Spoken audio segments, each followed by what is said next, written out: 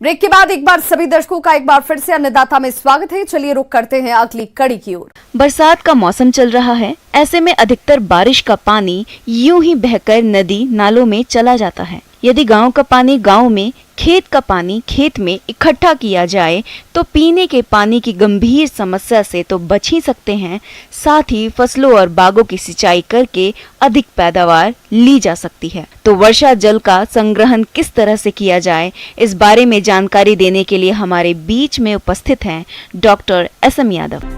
इस समय मैं किसान भाइयों से एक विशेष रूप से ये बताना चाहता हूँ कि भारत में क्या विश्व के अंदर पानी की कमी होती जा रही है, जिसके कारण अपन फसल पैदावार करने में असमर्थ होते जा रहे हैं। क्योंकि फसलों के लिए या मानव जीवन के लिए जल ही जीवन है।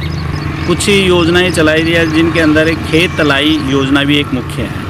आज की दुनिया में पानी का उपयोग घर, कृषि और व्यापार के क्षेत्र में अत्यधिक होने लगा है, जिससे जितना जल भूमि से निकाला जा रहा है उसका पुनर्भरण नहीं हो रहा है, जिससे पानी की समस्या बढ़ती जा रही है। और इस समस्या का सबसे अच्छा समाधान है वर्षा जल संग्रहण और समुचित मात्रा में उपयोग। वैसे तो वर्षा जल संग्रहण करने के कई तरीके हैं, जिनकी मदद से हम रेन वाटर हार्वेस्टिंग करके नलकूपों, कुओं, जलाशयों को रिचार्ज करते हैं, जिससे भूमि का जलस्तर बढ़ता है और आने वाले समय में एकत्र पानी को कई कार्यों में उपयोग भी कर सकते हैं। जिस प्रकार से यहाँ पे है कि ढलान के हिसाब से इसको तैयार किया जाता है, वाइसों का जो पौंड बनाया जाता है उसको इस तरह से बनाया जाता है कि उसकी गहराई करके स्लोप साइड में जहाँ पे पानी का रुझान होगा उस कॉर्नर के अंदर इसको बनाया जाता है, जिसे प्लास्टिक की ये लेयर है वो ऊपर के चढ़ा दी जाती है और इसके अंदर पानी को इकट्ठा किया जाता है, जो कि साल भर अपन आराम से 100 बाई 100 के अंदर करीब ये बताते हैं कि 1 एकड़ ज़मीन में पूरे साल भर आराम से खेती कर सकते हैं। और इस पानी को, जो पानी अपने कुओं से मिलता है या नदी बहाव से मिलता है, उसे काफ़ी बढ़िया इसमें न्यूट्रिशन पाए जाते हैं।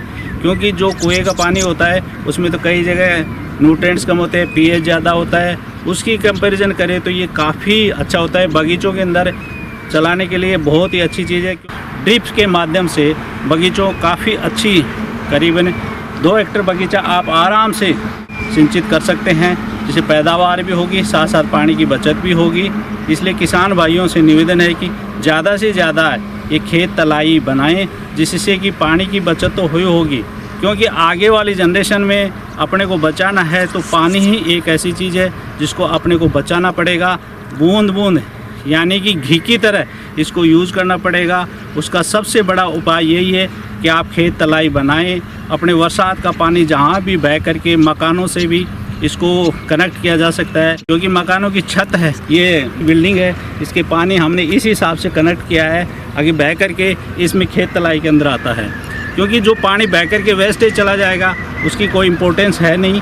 इसका कम से कम ये अपने एक जगह एकत्रित कर लेंगे, तो जैसे ही शॉर्टेज हमारे पानी की रहेगी इसमें अपने हिसाब से हम खेतों के अंदर फैलाई या पानी दे देंगे। सतह जल संग्रह सिस्टम। सतह जल वह पानी होता है जो वर्षा के बाद जमीन पर गिरकर धरती के निचले भागों में व्यर्थ बहकर जाने लगता है। ऐसे जल को रोककर पाइपों एवं नालियों के माध्यम से वर्षा जल को नलकूपों, कुओं, नदी, तालाबों में एकत्र किया जाता है, जो बाद में पानी की कमी को दूर करता है। छत प्रणाली। इस तरीके में छत पर गिरने वाले बारिश के पानी को पाइप के माध्यम से टंकियों एवं तालाबों में एकत्र किया जाता है। बांध या डैम।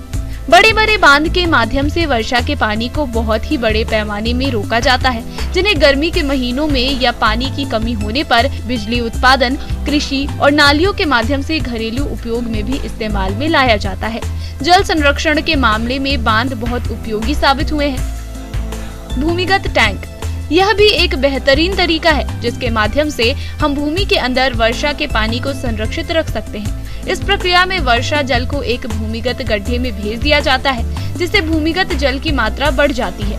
यह तरीका बहुत ही मददगार साबित हुआ है, क्योंकि मिट्टी के अंदर का पानी आसानी से नहीं सूखता है और लंबे समय तक पंप के माध्यम से हम उसको उपयोग में ला सकते हैं। जल संग्रह जलाशय। यह साधारण प्रक्रिया है, जिसमें बारिश के पानी को तालाबों और छोटे पानी के स्रोतों में जमा किया जाता है।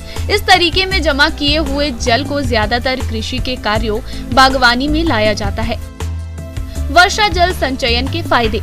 बरसात के पानी को संचय करके सूक्ष्म विधियों से अधिक क्षेत्र पर फसलों की आसानी से सिंचाई करके अधिक पैदावार ले सकते हैं।